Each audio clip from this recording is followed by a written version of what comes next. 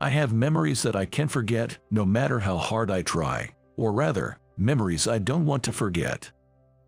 Looking back, it seems like a dream, but it was undoubtedly real.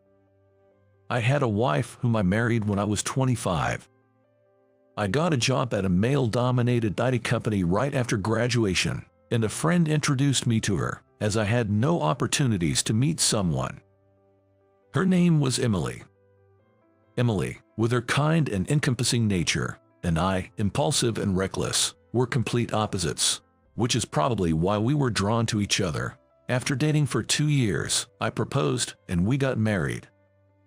Emily worked at a pet store with a shifting schedule, which didn't align well with my weekends off, but we managed to share household chores and initially got along well. However, after about 3 years, our relationship gradually deteriorated. As I progressed into my late 20s and gained more experience, I was increasingly entrusted with more responsible tasks at work. This was something I was very happy about, but I believe it also put a significant amount of stress on me, both mentally and physically. From the onset of our marriage, Emily was in charge of preparing meals and cleaning areas like the kitchen, living room, hallway, and entrance. I was responsible for cleaning the areas outside of the kitchen, including the bathroom. We would also take care of other chores as needed or whoever noticed them first. Of course, there were days when we were unable to complete our tasks, and we were flexible about it, but during this time, I found myself increasingly unable to keep up with my share of the chores. Then, one day, when I returned from work on the last train, Emily had just gotten home and spread some ready-made dishes on the table. "Is this dinner for tonight?" I asked, and Emily, looking apologetic, replied, "Yeah, sorry, I was tired and it got late today, so I bought these from the supermarket." She then heated my portion in the microwave, transferred it to a plate, and handed it to me. I had already eaten ready meals for lunch and was hoping for a proper meal at night. Lost in these thoughts, I wasn't paying attention to what Emily was saying. Then I interrupted her. "Could you run the bath?" Emily looked surprised and momentarily frozen. It was my task to run the bath, so her reaction was understandable.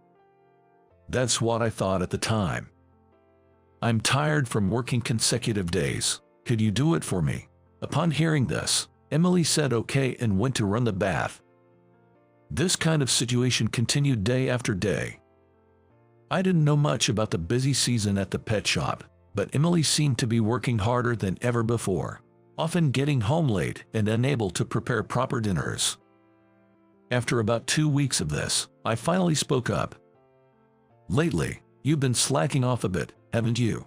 That day, I got home around 10 p.m., earlier than usual, but Emily was lying on the sofa and hadn't prepared dinner. "Sorry, I got ready meals for today," she said apologetically, but my frustration didn't ease. "I'm busy too, you know, but if we don't do what we need to, we can't keep our life together. Let's try to do our part, all right?" Even though I said that, Emily only replied with "I'm sorry," and after that, she hardly ever prepared meals anymore.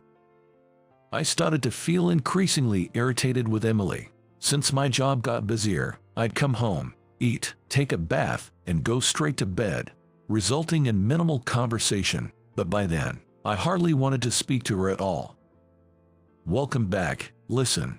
Emily, perhaps trying to reconcile, kept trying to talk to me, but I kept avoiding her by saying I'm tired. 2 months passed like this. It was ridiculous, living together as a couple yet avoiding each other. Looking back, I realized that maybe I was venting my work stress on Emily. That's why I felt I deserved the punishment that came.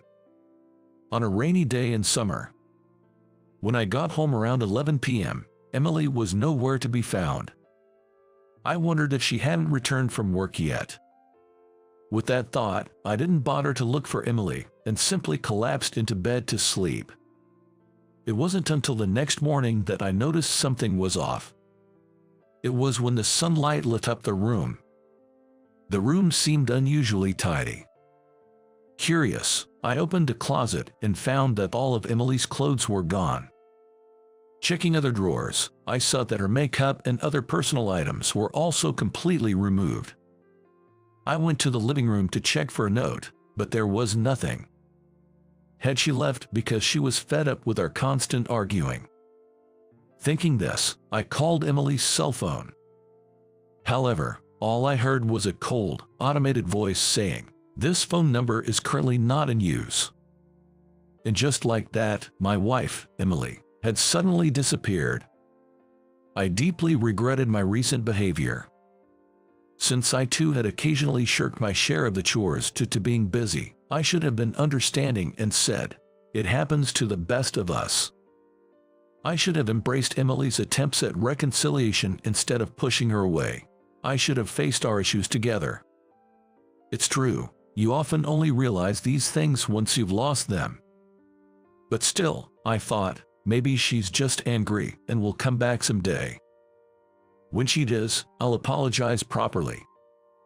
I was still naive at that point. A month passed since Emily disappeared. My busy work schedule finally slowed down, and I had more idle time than usual. This situation led to me spending more time than ever thinking about Emily, and I was haunted by the anxiety that she might not return. Then, in my mailbox, I found an envelope without a name on it. Since there was no stamp, it was clear that it had been delivered directly. After I got home, I opened the envelope to find something shocking inside. A divorce petition. For a moment, I thought it might be some kind of prank, but there was already Emily's signature on one side. It was unmistakably Emily's handwriting. I searched the envelope for anything else, but there was nothing. Why? How could this happen? My behavior had hurt Emily so much that she wanted a divorce. But I wished she had at least told me face to face. The idea that everything would end without any real communication, just with a single piece of paper, was unbearably frustrating. I had only visited Emily's family home once, far away, and didn't even remember the address or phone number. Seeing how the letter was delivered directly, without any chance of tracking through a postmark, it was clear that Emily didn't want to see me. The thought that I had driven away someone I once loved so deeply was incredibly painful. But there was no way to persuade her anymore. For months, I couldn't bring myself to sign the divorce papers, but when Emily didn't return even on our 5th wedding anniversary, I finally accepted her decision. I signed and submitted the divorce petition. I never thought that I would be back at this place where we had once happily submitted our marriage registration, only 5 years later. Tears naturally fell from my eyes. 3 years have passed since then. I still hadn't been able to give up on seeing Emily again, and have told mutual friends to let me know if they hear anything about her. I even visited her hometown in Nebraska, but still couldn't find where she was. During this time, I heard from a friend living in California that they had seen Emily. I thought she might not want to see my face anymore. I thought about it, but I knew I couldn't move on without seeing her and hearing her true feelings. And I desperately wanted the chance to apologize. If I became a burden, I decided I would leave immediately. With that in mind, I headed to California. Of course, it wasn't easy to find someone in a crowded city like California. I spent a whole day wandering around the station where my friend's friend had seen her. It feels like I'm stalking her. Just as I was coming to my senses, wondering if I should go back, feeling disheartened, a familiar face passed by right in front of me. She didn't seem to notice me, but it was definitely Emily. There was no mistaking it. Seeing Emily for the first time in 3 years, I almost broke down in tears, but I restrained myself, given the crowd. Emily seemed to be looking around for someone, and then her face lit up with joy. She found her mother and a little boy who ran up to her, exclaiming, "Mommy." The boy, hugging Emily, said cheerfully, "Grandma bought me a toy." "That's great. Did you say thank you?" Emily asked the boy with a gentle, maternal smile I hadn't seen before, lifting him up in her arms. Emily. Had she remarried? All this time, I had clung to the selfish hope of meeting her again, apologizing, and perhaps starting over. I had never imagined that Emily could have remarried and started a new life. Realizing this, I knew there was no point in meeting her. Why disturb her happiness by bringing up painful memories? There was no place for me in her life anymore. I remembered living with Emily but couldn't recall the last time I saw her smile like that. If she looked so happy now, I had to be glad for her. But part of me wished I had been the one to make her smile like that. No matter how much I regretted my past mistakes, I couldn't turn back time. As tears threatened to spill, I turned away from Emily and her family, heading toward the station restroom. That's when. May I have a moment with you? When I was called from behind and turned around, there stood Emily's mother. There was no sign of Emily or the little boy next to her, leaving me with a mix of relief and disappointment. "You are Nate, right?" she asked, recognizing me. "It's been a while," I replied. Emily's mother suggested we talk at a nearby cafe. As soon as we sat down, she apologized. "I'm sorry for what my daughter did 3 years ago." "No, I'm the one who should apologize for making Emily suffer," I said. I had so many questions. Why did Emily leave without a word? How is she living now? Was that boy really her child? But it felt intrusive to ask. Then Emily's mother asked, "Why are you here today?" But I couldn't immediately answer her question. I was worried that it might seem strange, even creepy, that I had come all the way to California to seek out Emily after we had separated 3 years ago. Yet, if I really wanted to see Emily, should I be honest about it? Once again, I found myself in a dilemma. Then, Emily's mother gently asked, "Did you come to see Emily?" Finally, I admitted, yes, I wanted to talk to her again, to apologize. Then, Emily's mother said something surprising. "Please, meet with Emily." Really? I thought for sure I would be rejected, thinking she had moved on to a new path in life. "But you need to do this, so you can both move forward," she said. Those words brought me both happiness and a twinge of pain. It felt as though she was saying she wanted her daughter to settle the past and find happiness in her new life. Eventually, Emily's mother said she would talk to Emily, and we arranged to meet at this cafe the next day at 2 p.m. I was happy to see Emily, whom I had longed to meet, but the thought that this might be the last time made me feel somewhat sad. The next day, as I waited at the promised place, Emily arrived. "It's been a while," she said, sitting down without looking at me. Maybe she really didn't want to see me. I knew that much since the moment she initiated the divorce. Determined not to have regrets, I decided to express my feelings. "Thank you for coming today. Since the divorce, no, since you left, I've been full of regret. I was so wrapped up in my own pain. I never tried to understand your feelings. I think that only made things harder for you. I'm truly, truly sorry. I've wanted to apologize for so long." I apologized to her. "Wait, look at me. I'm the one who should apologize for leaving silently. I didn't have the courage to confront the situation." Emily then shared her feelings from that time. We both became busy with work, and I knew we were drifting apart. I was probably just as self-absorbed. I had expected Emily to be more angry, so her calm demeanor surprised me. But that meant this was all in the past for her. In Emily's mind, it was a closed chapter. I realized that I was the only one who saw great significance in this reunion. As I thought this, back then, I was feeling unwell. This was news to me. I mentioned it a few times, but you seemed so busy. You probably don't remember. True to her words, I didn't recall at all. So, I couldn't prepare meals properly, and I just felt so down, thinking you were fed up with me. Hearing this, I remembered how Emily often lay down, unable to cook meals every day.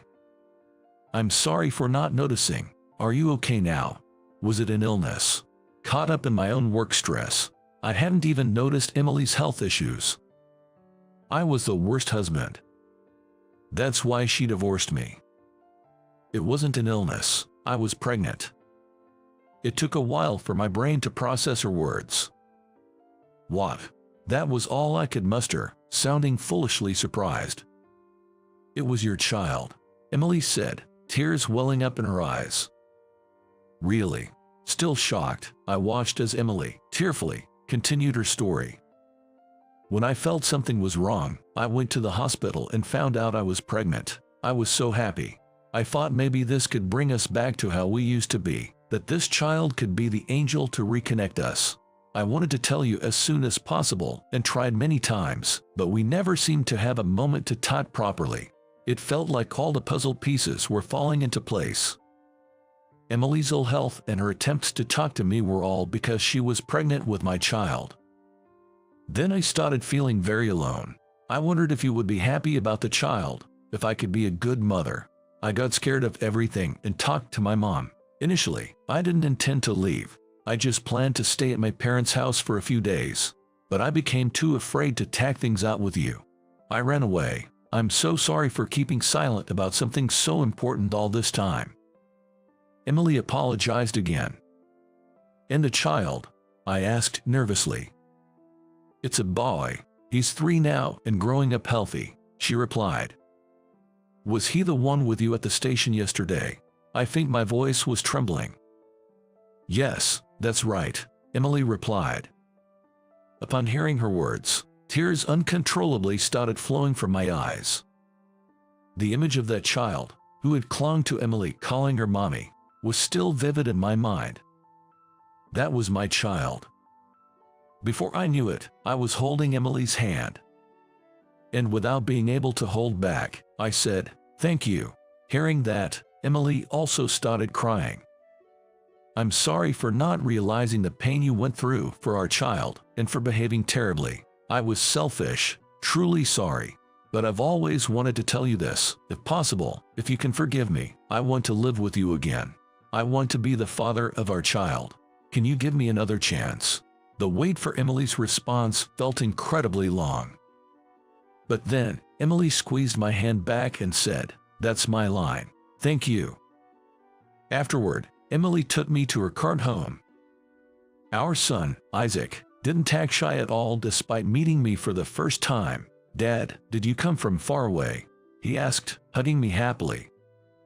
Apparently, Emily had explained to Isaac, who had started to question why he didn't have a father like other families at kindergarten, that Dad is away on a long trip. Isaac even said, "Mom told me, Dad is kind and funny."